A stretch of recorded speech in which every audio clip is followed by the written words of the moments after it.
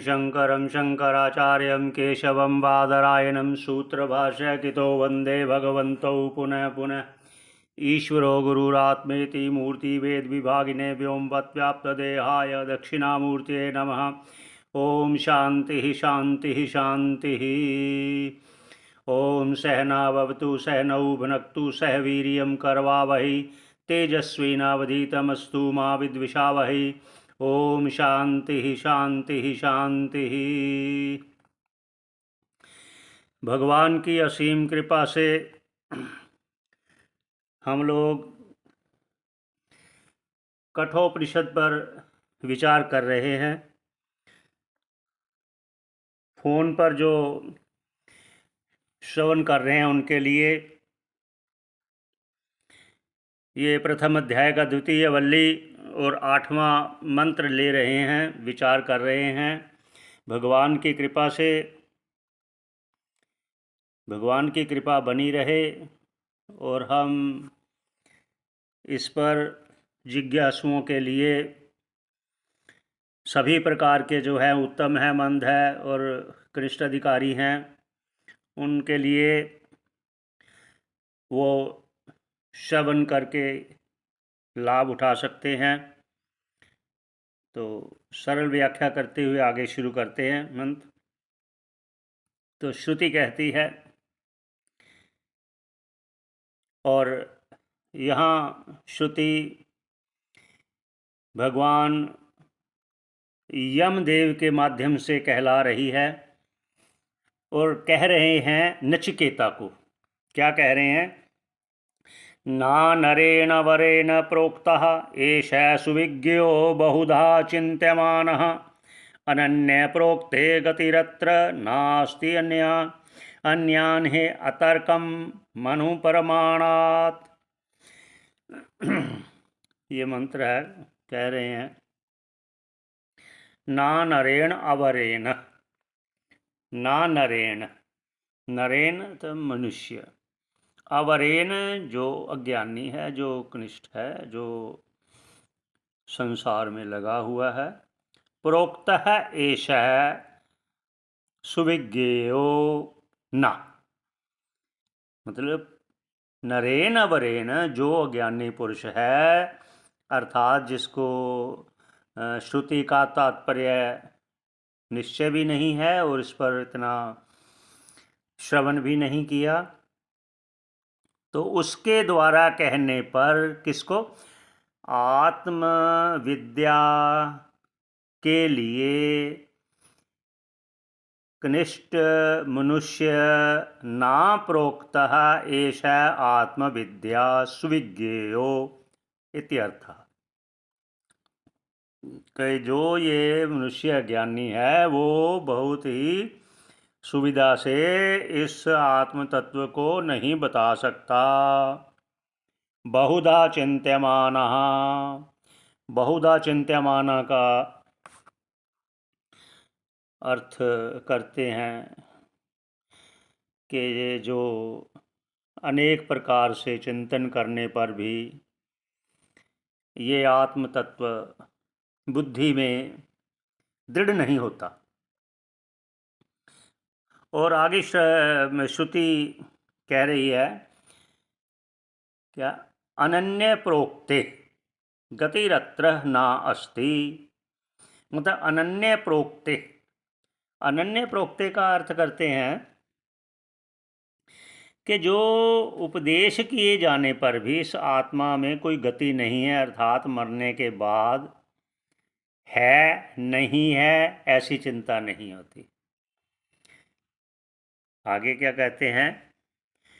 अन्यान ही अतर्कम मनु प्रमाणात्, क्योंकि ये आत्म तत्व जो है वो अणुप्रमाण, मतलब बहुत सूक्ष्म है, सूक्ष्म से अन्यान है, सूक्ष्म से भी सूक्ष्म है, इसलिए ये अतर्क्यम, तर्क से परे है, तर्क द्वारा हम इसे नहीं जान सकते। श्रुति कठोपनिषद में आगे कहेगी जैसे कहा कि ये तर्क से नहीं जाना जा सकता आत्म तत्व, तो आगे कहेगी ये प्रवचन से भी नहीं जाना जा सकता, बुद्धि द्वारा भी नहीं जाना जा सकता, बहुत सुनने से भी नहीं उसको हम समझ सकते आत्म तत्व को। इसलिए उन्होंने कहा कि ये तर्क का विषय नहीं है। ये कहने का उनका तात्पर्य है। क्या कहती श्रुति आगे, नायम आत्मा प्रवचनेन लभ्यो ना मेधया ना बहुना श्रुतेन यमेव एषः वृणुते तेन लभ्यः तस्य आत्मा विवृणुते तनुं स्वाम। ये पहले अध्याय दूसरी वल्ली और 23वां मंत्र है। ये आगे श्रुति स्वयं कहेगी, तो ये संक्षेप से कह दिया गया। तो आगे क्या कहते हैं भाष्यकार, नहीं नरेण। अब मंत्र में जो है ना नरेण वरेण प्रोक्ता, ये मंत्र है, उसका शब्दों द्वारा अलग अलग, तो उनका भाष्यकार इसका अर्थ करते हैं। अब उस पर आते हैं। भगवान भाष्यकार कहते हैं नहीं नरेण अर्थात मनुष्य एन अवरेण प्रोक्तो अवरेण, अवरेण मतलब हीनेन, हीनेन मतलब वो जो हीन पुरुष है, वो हीन पुरुष का फिर आगे अर्थ करते हैं प्राकृत बुद्धि। जो प्राकृत बुद्धि मतलब जो जिसका अभी अविद्या काम कर्म में ही बुद्धि लगी हुई है, उसके लिए वो प्राकृत बुद्धि कह रहे हैं। एष है आत्मा, एष का अर्थ करते आत्मा। यम यम त्वम माम पृच्छसी, जिस आत्मा के बारे में तुमने मुझसे पूछा, सा नहीं सुष्ठु, सा सा आत्मा नहीं सुष्ठु सम्यक विज्ञेयो, अच्छी प्रकार से सुविधा से नहीं जाना जा सकता। किनके द्वारा? जो अभी प्राकृत बुद्धि वाले हैं।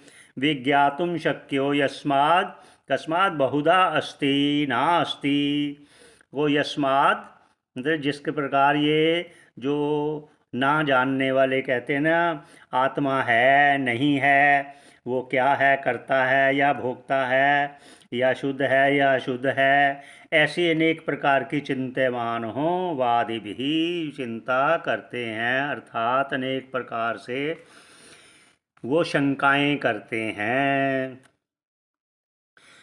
तो आगे प्रश्न करते हैं, कहते हैं फिर कथम पुनः सुविज्ञो, कहते अगर हम नहीं जान सकते तो फिर कैसे जानेंगे। इस पर भाष्यकार क्या कहते हैं, कथम पुनः सुविज्ञो, फिर कैसे हम जानें। इति उच्यते, ये कहते हैं अनन्य प्रोक्ते, अनन्य प्रोक्ते जो मंत्र में आया ना, अनन्य प्रोक्ते गतिरत्र नास्ति अन्यान, ये इसका अब आगे भाष्यकार भगवान भाष्यकार इसका अर्थ कर रहे हैं। क्या कहते हैं, अनन्येन अर्थात अपृथक दर्शिना अभेद बुद्धि, जो ज्ञानी पुरुष हैं।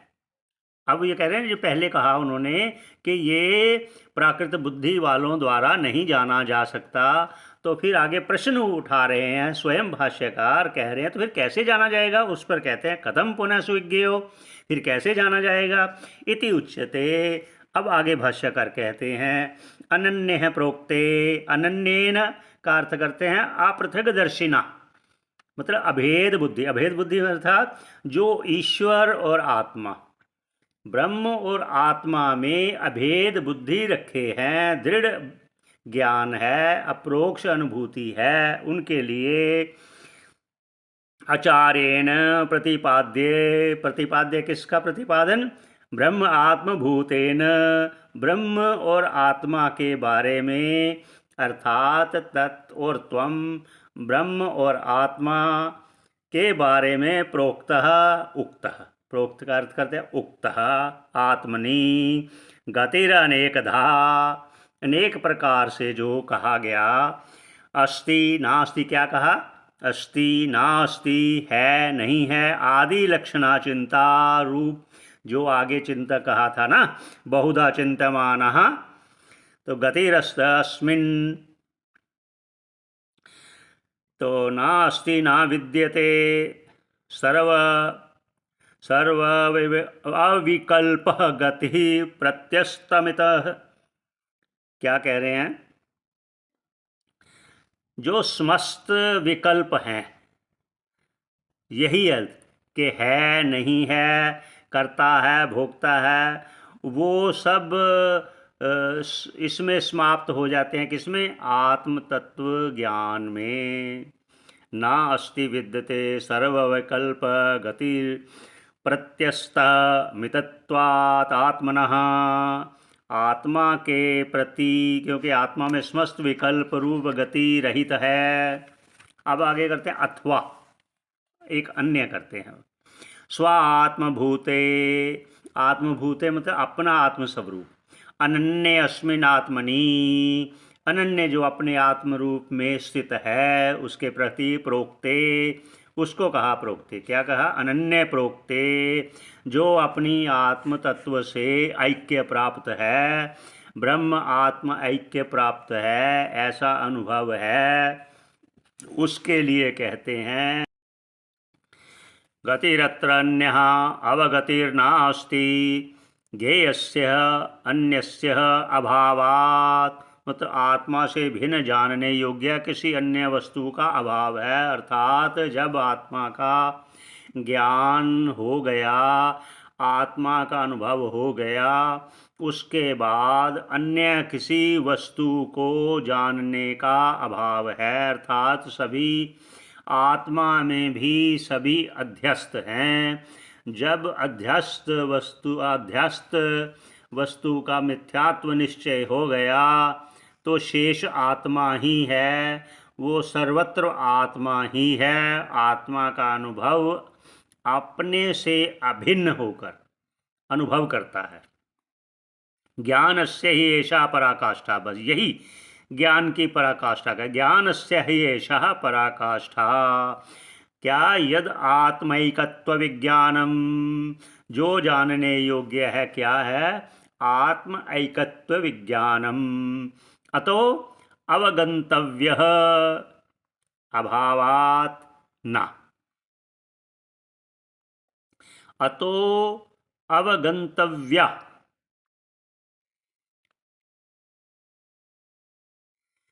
अवगंत्य अवगति, भावात् ना गतिरत्र अवशिष्यते। अवगति शेष नहीं रह जाती। यह ज्ञान की चरम सीमा है। आगे भाष्यकार कहते हैं संसार गतिर्वा अत्र नास्ति अनन्यम आत्मनि प्रोक्ते ना अंतरीयकत्वात् तद्विज्ञान फलस्य मोक्षस्य संसार गतिर्वा अत्र। अथवा अनन्य आत्म के उपदेश के बाद इस ज्ञान का फल मोक्ष में कोई व्यवधान ना होने से संसार की गति नहीं है। अर्थात ऐसा मोक्ष फल है जिसमें फिर जन्म मरण रूपी संसार नहीं रहता, ऐसा भाष्यकार कहते हैं। इस पर ही आज विश्राम देते हैं। आगे फिर ईश्वर इच्छा से चलेगा। तो यहीं पर ओम पूर्णमदा पूर्णमिदं पूर्णात् पूर्णमुदच्यते पूर्णस्य पूर्णमादाय पूर्णमेवावशिष्यते। ओम शांति शांति शांति।